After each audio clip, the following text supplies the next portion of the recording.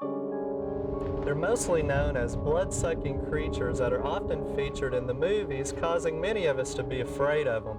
But we're actually going to show you how to attract them to your landscape and hopefully dispel any myths about these beneficial bats.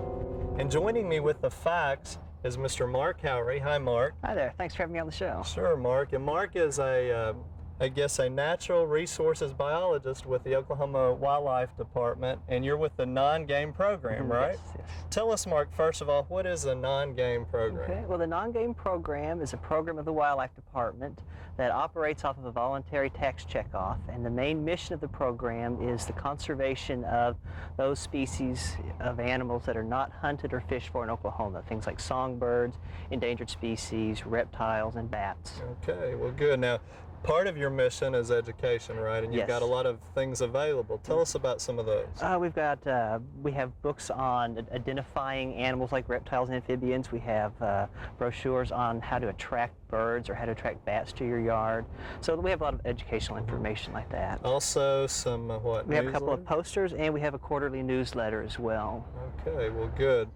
Now, We've worked very closely together this year, your department and Oklahoma Gardening. Why don't you tell the viewers kind of about that unique partnership? Okay, well, we've been working on sort of enhancing the studio gardens here to benefit wildlife. We call it an outdoor wildlife demonstration site, just a way of we've been just adding a few features to the garden to attract beneficial wildlife such as bats, purple martins, bluebirds, butterflies, that sort of thing. Right. And so it's basically a demonstration garden where you're encouraging people to come out as well and see the nice attributes that we've added here. Now let's talk about bats specifically. Okay. How are they beneficial to someone's garden or landscape? Well, the main way that bats are beneficial is their insect control. Bats are a major predator on insects. In fact, they're probably the most beneficial animal for eliminating mosquitoes that we have. So there's a lot of good reasons to have bats. They also eat the corn borer. The moth stage of the corn borer is another favorite prey of a lot of bat species. Is it mostly flying insects? They're basically after the flying stages of these insects. Okay. Well, there's always, like we alluded to earlier, a lot of misconceptions, I guess, about bats. Talk about some of those and maybe bring us up to date on the facts. Well, one common misconception is that bats will fly into people's hair or that bats are blind, and that simply is not true. Bats are able to see just as well as any other mammal, but they also have an additional means of getting around, and that is echolocation. Like I said, with this echolocation, they can detect very small objects like tree branches, twigs, even netting. So the chances of them actually flying into hair are minuscule. So they're not aggressive. I mean, they're not looking for aggressive. Humans to suck our blood. No. The largest bat that we have in the state is less than half a pound. Okay. So they're very small, not aggressive at all. Well, what about the rabies question that comes up quite a bit? Well, bats, like any other mammal, can contract rabies, but it's very uncommon. And bats, being as small as they are, have a very high metabolism, so that when they get sick with any kind of disease such as rabies, they tend to die within a matter of days. So whereas you can have a dog or a skunk that can carry rabies for weeks, if a bat catches rabies, it's only going to carry it maybe 2 days, and then it'll be dead. So they're very minor carrier of rabies. Okay. Now, some of the footage that we saw earlier in this segment, I mean, when we try to attract them to our landscape, that's not what's going to happen. No, you won't get a huge group like that. That was of a cave of Mexican free-tailed bats that had 500,000 bats in it. Okay. It's not our backyard situation at all. Here in Oklahoma, if you put up bat houses, you're going to get, if you're lucky, 30 or 40 bats. Okay.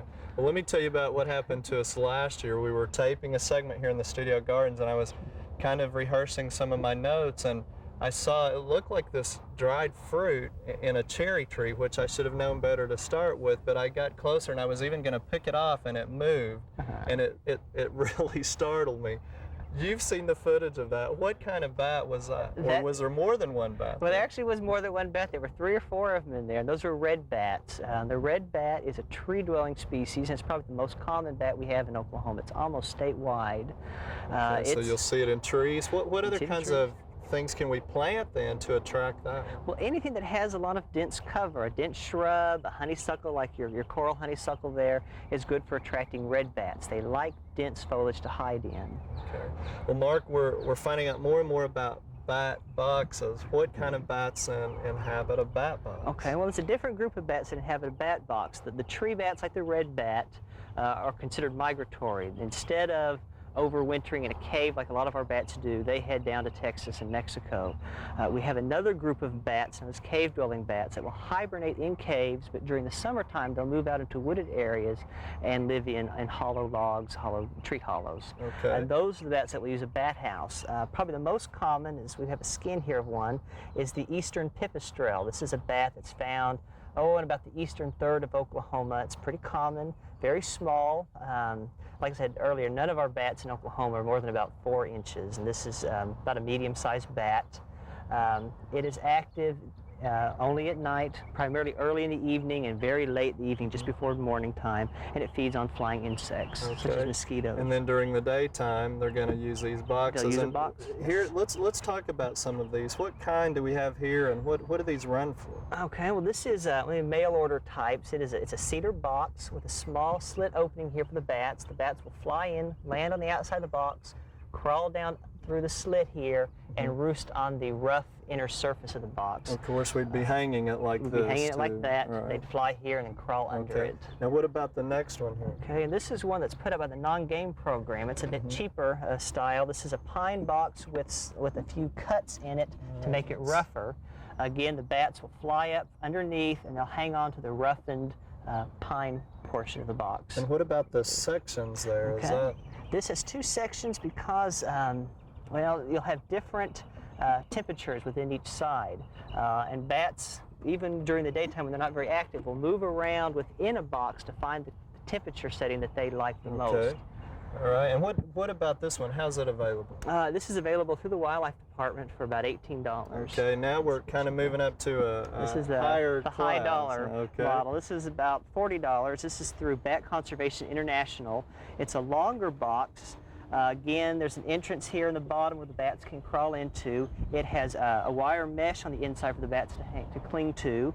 And you have a much higher temperature gradient in this box. It can usually, warm air will build up in here. It'll be cooler in the lower end of the box. And the bats can move up and down in the box as the heat temperature during the day changes. Now, where would we hang these kinds of things if we're going to put them in a landscape?